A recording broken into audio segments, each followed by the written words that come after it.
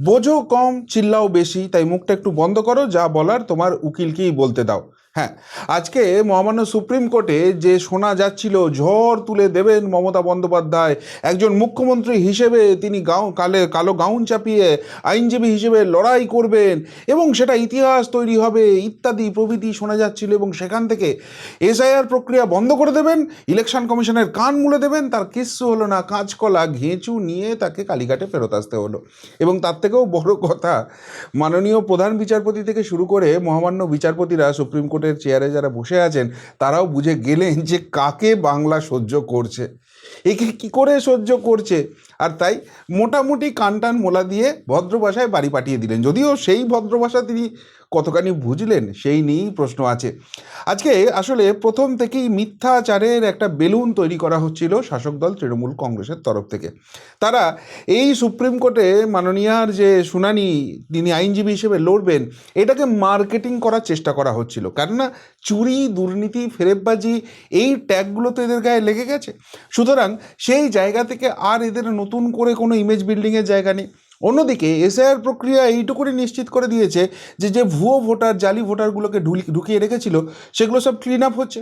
ফলে 2026 মহা মুশকিলে পড়ে যেতে চলেছে।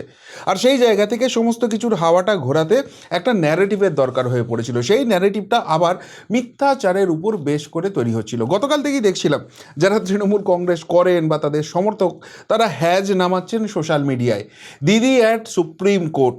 কালো রোব পরে আজ সুপ্রিম কোর্টে মমতা, মধ্যরাত থেকেই সোশ্যাল মিডিয়ায় ঝড় তুলে দিল তৃণমূল। হ্যাঁ, ওই ঝড়টাই তুলেছে, তার বাইরে কিছু হয়নি। দেখুন, ভারতবর্ষের নিয়মে, ভারতবর্ষের সংবিধানে এরকম কোনো প্রবিধান নেই যেখানে একটা রাজ্যের মুখ্যমন্ত্রী তিনি আইনজীবী হিসেবে কোথাও গিয়ে সওয়াল করতে পারেন। হ্যাঁ, তাহলে আজকে তিনি সুপ্রিম কোর্টে গেলেন কি করে? সুপ্রিম কোর্টে গিয়ে মহামান্য প্রধান বিচারপতির সামনে কথা বললেন কি করে? দেখুন, ভারতীয় আইনের একটা সংবিধান রয়েছে, সেখানে বলা হচ্ছে যে কেউ যদি ইন পার্সন হিয়ারিং করতে পারে, অর্থাৎ আমি একটা মামলা করেছি, আমার কোনো আইনজীবীর দরকার নেই, আমি আমার মামলায় সওয়াল করব, এই রকম একটা অপশান আছে। সেই জায়গাটাই করেছিলেন মমতা বন্দ্যোপাধ্যায়। সেই জন্য ওই 32 বছর বাদে আইনজীবী হিসেবে যাচ্ছেন, যদি তাই যেতেন মমতা বন্দ্যোপাধ্যায়ের গায়ে একটা কালো গাউন থাকতো, যেটা উকিল সাহেবরা পরে থাকেন, সেটা কোনোদিন সেটা দেখেছিলেন? আজকে ওই গলায় একটা কালো ফেট্টি পরে বোকা বানানোর একটা চেষ্টা তৈরি করা হচ্ছে। এবং সেখান থেকেও আরেকটা জিনিস খুব মজা লাগলো, প্রথম থেকেই তিনি আমি বলবো স্যার স্যার স্যার আমাকে বলতে দিন, আমি এক্সপ্লেন করব, বারবার করছিলেন। কিন্তু তিনি যে মহামান্য সুপ্রিম কোর্টে গেছেন, হ্যাঁ গেছেন, ঠিক আছে, ওই নিজের দলের কিছু পোষা আইনজীবী আছে, তাদের বদান্যতায় একদম সামনে দাঁড়িয়েছেন, হ্যাঁ ঠিক আছে, কিন্তু মহামান্য সুপ্রিম কোর্ট একটুও কোথাও গিয়ে তাকে পাত্তা দিল না। এবং সবথেকে বড় কথা, আজকে যখন সকালে হিয়ারিং হচ্ছে, সকলেরই নজর ছিল যে কী করেন, কি বলেন, এত যে বড় বড় কথা বলে গেলেন। ফলে সেখানে প্রচুর পরিমাণে মানুষ অনলাইনে ঢোকার চেষ্টা করছিলেন, ওই লাইভ স্ট্রিমিংটা দেখার চেষ্টা করছিলেন, আমিও প্রথম থেকে শেষ অবধি দেখেছি। কিন্তু সেখানে এনার দলের কর্মী সমর্থকরা এতখানি নচ্ছার, এরা একটুও ডেকোরাম বলে কোনো জানে না। পেটে তো শিক্ষা থাকতে হবে, বিদ্যা বুদ্ধি থাকতে হবে। ওই সুপ্রিম কোর্টের হিয়ারিংয়ের জায়গায় গিয়ে জয় বাংলা, খেলা হবে, এই সব লিখছেন। শেষে মহামান্য সুপ্রিম কোর্টের তরফ থেকে সেই জায়গাটাকে অফ করে দেওয়া হয়, কমেন্ট কেউ করতে পারবে না। এবং যে পরিমাণ ওই আইটি সেলকে কাজে লাগিয়ে ট্যাক প্যাক সব আছে না এদের, সেগুলোকে কাজে লাগিয়ে বিপুল পরিমাণ লোকজন ঢুকিয়ে দেওয়া হচ্ছিল যাতে করে ওটা কোল্যাপস করে যায়। সেই জন্য অনলাইনে তারপর একটা জায়গার পর বন্ধ করে দেওয়া হয় যে আর কেউ সেখানে এন্ট্রি পাবে না। যাই হোক, আমার সৌভাগ্য হয়েছিল, আমি পুরো হিয়ারিংটাই শুনেছি। তো হিয়ারিংটা শুনে বেশ কয়েকটা জিনিস খুব অদ্ভুত লাগলো। নির্বাচন কমিশন হলো হোয়াটসঅ্যাপ কমিশন, এসআইআর শুনানিতে আর কি বললেন মুখ্যমন্ত্রী মমতা। দেখুন, আমরা দেখেছি যে তিনি কলতলা ঝগড়া করতে খুব ভালোবাসেন, এবং যে কোনো জায়গাতে হয়কে নয় করে চিল্লিয়ে সমস্ত কিছু যুদ্ধ জয় করার তার একটা জায়গা রয়েছে। তার একটা ধারণা যে আমি চিল্লিয়ে বললেই সেটা সত্য হয়ে যাবে। এখন মুশকিল হচ্ছে, তিনি যাদের সামনে কথাগুলো বলেন সবাই অনুপ্রাণিত, যাদেরকে চটিচাটা বলা হয় ভদ্র ভাষায়, তো তারা আর পাল্টা প্রশ্ন করার সুযোগ পান না। ফলে তিনি যেটা বলেন সেটাকেই ধ্রুব সত্য বলে মেনে নেন। তো মহামান্য সুপ্রিম কোর্ট প্রথম থেকেই কোনো রকম কোনো পাত্তা ফাত্তা দিচ্ছিল না। মহামান্য বিচারপতি যারা রয়েছেন তারা তাকে এন্টারটেনই করছিলেন না বলতে গেলে। এবং সবথেকে বড় কথা, তিনি যে মামলাটি করেছিলেন সেটি 37 নম্বরের লিস্টিং ছিল, কিন্তু মামলার গুরুত্ব অনুযায়ী 1 থেকে 5 শোনা হলো, তারপর 20-21 শোনা হলো, তারপর বোধহয় 40-41 শোনা হলো, তার মামলা আর আসছিল না কিন্তু তিনি বলার জন্য ছটফট করে যাচ্ছিলেন প্রথম থেকেই, ওই গলায় কালো মাফলারের মতো কি একটা জড়িয়ে আছেন সেইটা নিয়ে। এবং সেই সময় একদম মানে জোর করেই কার্যত তিনি বলতে শুরু করে দেন। এবার একটা রাজ্যের মুখ্যমন্ত্রী এসছেন ইন পার্সন হিয়ারিংয়ে, সেখানে সুপ্রিম কোর্টের মহামান্য বিচারপতি যারা রয়েছেন তাদের তো অন্তত ভদ্রতা বোধ আছে, তারা তার মুখের উপর বলতে পারেন না শাট আপ, আপনাকে বলতে বলেছি। তো তিনি কিছুটা বলতে শুরু করলেন এবং তাদেরও একটা ধারণা আছে বা তারাও বুঝতে পারছেন কোনো ল পয়েন্টে কথাই বলছেন না, উল্টো পাল্টা বক বক বক বক করতে যাচ্ছেন, এই বিজেপি ঢুকিয়ে দিচ্ছে, ইলেকশন কমিশন বিজেপির হয়ে কাজ করছে, যেটা তিনি রাজনৈতিক করেন, তিনি ভেবে গেছেন ওটা তার পার্টি অফিস। কিন্তু কিছুক্ষণ শোনার পরই, মিনিট দুয়েক শোনার পরই মহামান্য বিচারপতি পরিষ্কারভাবে বলে দিলেন যে আপনি চুপ করুন না, মানে চুপ করুন না এই কথাটা তো আর বলা যায় না। সুতরাং ভদ্রভাবে যেটা বললেন যে ম্যাডাম, আপনার যারা আইনজীবী রয়েছেন, ওই দেওয়ান সাহেব, তিনি তো খুব ভালো আইনজীবী এবং ফর্চুনেটলি তারা খুব ভালো আপনাদের হয়ে ফাইট করছে, তাদেরকেই পুরো ব্যাপারটা বলতে দিন না। অর্থাৎ আপনি মুখটা বন্ধ রাখুন, আপনার দ্বারা হবে না, সব জায়গায় এসে এরকম চিল্লি করলে হয় না, এটাই তার মানেটা দাঁড়ায়। কিন্তু কে বোঝে কার কথা? ভদ্রতা বুঝতে গেলে তারও তো একটা ভদ্রতা সেন্স থাকার দরকার আছে, তো সেই কথাটা তিনি বুঝলেন না, তারপরও তিনি চিল্লিয়ে গেলেন। এবং তখন মহামান্য বিচারপতিরা যেটা বুঝতে পারলেন যে ব্যাপারটাকে থামাবার দরকার হয়ে পড়েছে এবং একটার পর একটা মিথ্যাচার করছেন। ফলে ইলেকশন কমিশনের তরফে যে আইনজীবী ছিলেন তিনি পরিষ্কারভাবে বলে দিলেন যে মিথ্যে কথা বলছে। এখানে একটা পয়েন্ট তুলে এনেছিলেন যে ওই কি বাইরে থেকে যে রোল অবজারভার নিয়ে আসা হয়েছে, স্পেশাল অবজারভার, মাইক্রো অবজারভার, এটার কোনো সংবিধানের প্রবিধানই নেই, সুতরাং এটা ভুল করছে, অন্যায় করছে।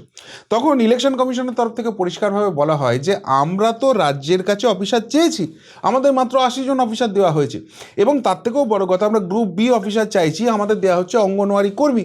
সো আমাদের কাছে অপশানটা কী রয়েছে? আমাদের কাছে অপশান একটাই রয়েছে, বাইরে থেকে নিয়ে আসতে হবে। তো এই যে এখন ল পয়েন্টটা হয়ে যাচ্ছে, তখন ইলেকশন কমিশনের তরফ থেকে বলা হয় যে আমাদের 2 দিন টাইম দেওয়া হোক। 2 দিন টাইম দেওয়া যখন বলা হয়েছে, সোমবার দিন হিয়ারিং হবে বলা হচ্ছে, মমতা ব্যানার্জিও এগ্রি করে যান, যদিও মহামান্য সুপ্রিম কোর্ট বলছিল যে এখন তো হিয়ারিংয়ের লাস্ট পর্বে এসছে, আপনাদের কিন্তু আদি অনন্তকাল সময় দেওয়া যাবে না। বলে না, আমরা 2 দিন চাইছি, আজকে বুধবার, বৃহস্পতি শুক্র 2 দিন টাইম দিন, আমরা এটা নিয়ে স্টাডি করি, শনি রবি ছুটি থাকছে, সোমবার এসে কোর্টের সামনে বসবো। এটা কিন্তু খুব ট্যাকটিক্যাল খেলেছে, কেন খেলছে একটু পরে সেটার ব্যাখ্যাটা করছি। তো মমতা ব্যানার্জিও সেটা এগ্রি করে দেই করে নাচতে নাচতে বেরিয়ে চলে এলেন যে আমি কথা বলেছি, সওয়াল করেছি, বিশাল ব্যাপার হয়েছে। আসলে ঘেঁচু হয়েছে। কেন ঘেঁচু হয়েছে? মমতা ব্যানার্জি অ্যাকচুয়ালি গিয়েছিলেন কেন? মমতা ব্যানার্জি যাওয়ার মেন কারণটা ছিল যে এই যে এসআইআর প্রক্রিয়াটা হচ্ছে এটাকে পুরোপুরি স্টপ করে দাও, এই এসআইআর প্রক্রিয়া করার দরকার নেই, করো আমরা 2026-এ জিতে যাওয়ার পর 2025 সালের ভোটার তালিকা অনুযায়ী 2026-এ নির্বাচন হোক। সুপ্রিম কোর্টে আর্জি মমতা বন্দ্যোপাধ্যায়ের। শুধুমাত্র এই আর্জিটা নয়, তার আরও একটা বড় দীর্ঘ তালিকা ছিল। কি দীর্ঘ তালিকা ছিল? সেই তালিকাতে তিনি ওই পয়েন্টটা তো বলছেন, তার পাশাপাশি বলছেন লজিক্যাল ডিসক্রিপেন্সির তালিকায় যাদের নাম রয়েছে তাদের শুনানিতে না ডেকে উপযুক্ত নথির ভিত্তিতে শর্তপ্রণোদিতভাবে সংশোধন করার আর্জি। একই সঙ্গে তার আবেদন নাম বা নামের বানানে অমিল সংক্রান্ত তথ্যগত অসঙ্গতির জন্য শুনানির নোটিশ প্রত্যাহার করতে হবে। যাদের নামে ভুল আছে তাদেরকে নোটিশ দেওয়াই যাবে না এবং সংশ্লিষ্ট ভোটারদের তা জানাতে কমিশনকে নির্দেশ দিক আদালত। 3 নম্বর বলছেন লজিক্যাল ডিসক্রিপেন্সি তালিকায় থাকা কোনো ভোটারের নাম যেন চূড়ান্ত ভোটার তালিকা থেকে বাতিল করা না হয়। যাদের লজিক্যাল ডিসক্রিপেন্সি, মানে লজিক্যাল ডিসক্রিপেন্সিতে তো শুধু নামের ভুল নেই, ওই একটা লোককে বাবা বানিয়ে 339 জন নাম তুলে দিয়েছে, এরকম ভুরি যে কেসগুলো আছে সেগুলো লজিক্যাল ডিসক্রিপেন্সি, সেগুলোও বাদ দেওয়া যাবে না, সেই নামগুলো ভোটার তালিকায় থেকে যাক। আচ্ছা, 4 নম্বর বলছেন তথ্যগত অসঙ্গতির ক্ষেত্রে আধার কার্ডকে পরিচয়পত্র হিসেবে গ্রহণ করার আবেদনও জানিয়েছেন মুখ্যমন্ত্রী। না, আধার কার্ডকে তো পরিচয়পত্র হিসেবে গ্রহণ করা হচ্ছে, বলছে আধার কার্ড দিলেই নামটা তুলে দিক, এইটা চেয়েছিলেন তিনি। 5 নম্বর যাদের বিরুদ্ধে ফর্ম 7 জমা পড়েছে তাদের নাম অনলাইনে প্রকাশ করার আর্জি জানিয়েছেন মমতা। পাশাপাশি তার আবেদন ফর্ম 7 জমা দেওয়া বন্ধ করার নির্দেশ দিক আদালত। যারা ফর্ম 7 জমা দিয়েছেন তাদের শুনানির সময় সশরীরে উপস্থিত থাকতে নির্দেশ দেওয়ার আবেদনও জানিয়েছেন মমতা। আচ্ছা, 7 নম্বর যেটা, আচ্ছা, আদালতে অবিলম্বে পশ্চিমবঙ্গ থেকে সব মাইক্রো অবজারভারকে প্রত্যাহার করার নির্দেশ দিক আদালত। আর 7 নম্বর হচ্ছে শুনানি শেষে যাচাই প্রক্রিয়ার সময় রাজ্যের উপযুক্ত কর্তৃপক্ষ দ্বারা জারি করা সমস্ত নথি গ্রহণ করতে হবে কমিশনকে। অর্থাৎ কেউ এসে ওই গ্যাস বুকিংয়ের রিসিপ্ট দিয়ে দিয়েছে, কেউ এসে ব্যাংকের পাসবই দিয়ে দিয়েছে, সেইগুলোকেও গ্রহণ করতে হবে, যেহেতু রাজ্যের অফিসার যারা মমতা ব্যানার্জির আন্ডারে আছে তারা হ্যাঁ বলে দিয়েছে, সেগুলো সুপ্রিম কোর্ট এই সমস্ত আর্জি নিয়ে তিনি গিয়েছিলেন। তার যে হলফনামা ছিল বা তার যে পিটিশন ছিল সেখানে এই পয়েন্টগুলো বলা হয়েছে। তো এই পয়েন্টগুলোর কোনটা দাঁড়ালো তাহলে? কি এগুলোর মধ্যে থেকে কোনটা যুদ্ধ জয় করে তিনি নিয়ে এলেন? ঘেঁচু ঘেঁচু ঘেঁচু, কিচ্ছু নয়। যেটা সুপ্রিম কোর্টে গিয়ে তিনি বললেন এবং তার এগেনস্টে মহামান্য সুপ্রিম কোর্ট যেটা নির্দেশ দিল যে এটা সোমবার দিন শুনানি হচ্ছে। এইবার এইখানে ট্যাকটিক্যাল গেমটা হয়ে গেল। ট্যাকটিক্যাল গেমটা কি হয়ে গেল? দেখুন, এমনিতে যা শিডিউল আছে তাতে পশ্চিমবঙ্গে হিয়ারিং প্রসেস 7ই ফেব্রুয়ারি শেষ হয়ে যাওয়ার কথা, আর এই মামলার নেক্সট ডেট কবে পড়লো? 9ই ফেব্রুয়ারি। অর্থাৎ 9ই ফেব্রুয়ারি কিছু হবে না হবে তার আগেই তো মহামান্য সুপ্রিম কোর্টের সামনে ইলেকশন কমিশন রেখে দেবে যে ভাই আমাদের তো হিয়ারিং কমপ্লিট হয়ে গেছে, তাহলে হিয়ারিং নিয়ে এখন আবার নতুন করে ডামাডোল করার কি আছে? আমরা তখন শুধুমাত্র ফাইনাল লিস্ট বেরাচ্ছি এবং সেখানে বলে দিচ্ছে 1 কোটির বেশি শুনানি সম্পন্ন, 14ই ফেব্রুয়ারি চূড়ান্ত তালিকা। এই শিডিউলে এখনও চলছে। তাহলে 7 তারিখ আমার যখন হিয়ারিং কমপ্লিট হয়ে যাচ্ছে আর 9 তারিখে এই মামলার পরবর্তী হিয়ারিংয়ের ডেট পড়েছে, তখন আর সেই মামলাটার কোনো রকম কোনো ভ্যালিডিটি থাকবে? ইলেকশন কমিশন তো গিয়ে বলো আমাদের ভাই হিয়ারিং কমপ্লিট হয়ে গেছে। এবং কয়েকটা জেলায় একটু অসুবিধা আছে, উত্তর চব্বিশ পরগনা, দক্ষিণ চব্বিশ পরগনায় বেয়াদবি করার চেষ্টা করছে, সেই জন্য হিয়ারিংটাকে ডিলে করে দেওয়ার চেষ্টা করছে। কিন্তু সেখানে তো বেশি বেশি করে অবজারভার নিয়েছে। সি মুরুগান তো একদম ঘাঁটি গেড়ে বসে আছেন, যতই তাকে ঝাঁটা ফাঁটা দেখানো হোক ওই তোলামূল বাহিনীর উন্নয়ন বাহিনীর জায়গায় তিনি একটুও প্রভাবিত হচ্ছেন না, তিনি কাজটা করে যাচ্ছেন। সুতরাং কাজ যখন এগিয়ে যাচ্ছে, কাজ যখন হয়ে যাচ্ছে, তখন 9 তারিখ শুনানি করে আর কি হবে?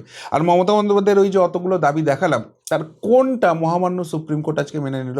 আজকে মহামান্য সুপ্রিম কোর্টে একটা বিষয়েই আলোচনা হয়েছে যে হ্যাঁ, যে নামগুলো বাঙালি নাম যেগুলোর ক্ষেত্রে একটু অসুবিধা হচ্ছে, দত্ত টাইটেল কেউ DUTTA লেখে, কেউ DATTA লেখে, তাহলে এই দুটোর ক্ষেত্রে মিসম্যাচ দেখা হচ্ছে, সেইটাকে তুমি করো এবং এটার জন্য বাংলা ভাষা জানে এমন অফিসার কতগুলো মমতা ব্যানার্জি দিতে পারবে সেই লিস্ট সুপ্রিম কোর্টের সামনে আসুক, এবং যে লিস্টটা যতখানি হবে তার বাইরে যদি এক্সট্রা লাগে তখন সুপ্রিম কোর্ট ভেবে দেখবে যে বাইরের অফিসারদের অ্যালাউ করে এই নির্বাচন কমিশন ঠিক করছে কি করছে না।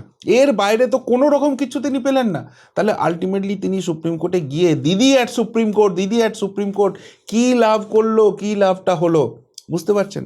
এবং সবথেকে যেটা গুরুত্বপূর্ণ, আমি আরেকটা জিনিস আপনাদের দেখাবো, চূড়ান্ত ভোটার তালিকায় নাম না থাকলে তোলার জন্য কবে কিভাবে আবেদন করতে হবে জানিয়ে দিল commission, and this is the master stroke. তার মানে কি হলো? ধরুন এখানে 7 তারিখ হিয়ারিং কমপ্লিট হয়ে গেছে, 9 তারিখে এই মামলার শুনানি হচ্ছে, তো সেই শুনানির সময় ইলেকশন কমিশন বলবে আমাদের হিয়ারিং কিন্তু কমপ্লিট হয়ে গেছে, এখন মাইক্রো অবজারভার হেন তেন এইসব করে আর কী হবে? তখন একটা পাল্টা কাউন্টার আসবে যে ভাই তুমি তো যারা বৈধ ভোটার তাদের নামও কেটে দেবে। তখন ইলেকশন কমিশন বলবে যে আমরা তো অলরেডি নোটিফিকেশন করে দিয়েছি যে এত বড় প্রক্রিয়া, সেখানে বৈধ কোনো ভোটারের নাম বাদ যেতেই পারে, কিন্তু তাদের নাম বাদ গেছে মানে তাদেরকে পার্মানেন্টলি ডিলিট করে দেওয়া হয়েছে এমন নয়, তারা আবার ফর্ম 6 ফিল আপ করুক, প্রয়োজনীয় নথি তথ্য দিক, তাদের নাম তালিকায় থাকবে। তাহলে এই জায়গা থেকে সুপ্রিম কোর্ট আর কী বলবে? যে না তোমরা এই প্রসেস করতে পারো না, যেটা বলছেন মমতা বন্দ্যোপাধ্যায় ওটাই করতে হবে। ওই 2025-এর যে ফেরেববাজ 58 লক্ষ ভুয়ো ভোটার, ডিলিটেড ভোটার আছে, সেই ভোটার দিয়েই ভোট করতে হবে যাতে মমতা ব্যানার্জির দল জিততে পারে, এটা তো আর বলতে পারে না। তাহলে আলটিমেটলি মহামান্য সুপ্রিম কোর্টের কাছে গিয়ে অনেক হ্যাজ নামানো হলো, অনেক চিল্লাম চিল্লি করা হলো, কিন্তু আলটিমেটলি নেট রেজাল্ট কী এলো? এই এত বড় গোল্লা নিয়ে বাড়ি চলে এলেন, বাড়ি পাঠিয়ে দিল। এবং সবথেকে বড় কথা, তাকে বলার স্কোপই দেওয়া হয়নি, জোর করে গায়ে পড়ে তিনি বলতে যেতে এই 2 লাইন শোনার পর মহামান্য সুপ্রিম কোর্টের মহামান্য প্রধান বিচারপতি বলে ভাই চুপ করো, তোমার আইনজীবীকেই যা বলার বলতে দাও। তাহলে তারও বোঝার জায়গা হয়ে গেল যে তার কথার গুরুত্ব ঠিক কতখানি মহামান্য সুপ্রিম কোর্টের কাছে আছে। এই গেল সুপ্রিম কোর্টে মমতা বন্দ্যোপাধ্যায় নামক ঝড়ের নমুনা এবং তার আউটকাম। কি বলবেন এই নিয়ে? যদি কিছু বলার থাকে অবশ্যই কমেন্ট বক্সে কমেন্ট করে জানাবেন। এখনকার মতো এখানেই শেষ করলাম, ফেরত আসছি নতুন প্রতিবেদন নিয়ে খুব তাড়াতাড়ি। ভালো থাকবেন, সাথে থাকবেন, পাশে থাকবেন। নমস্কার।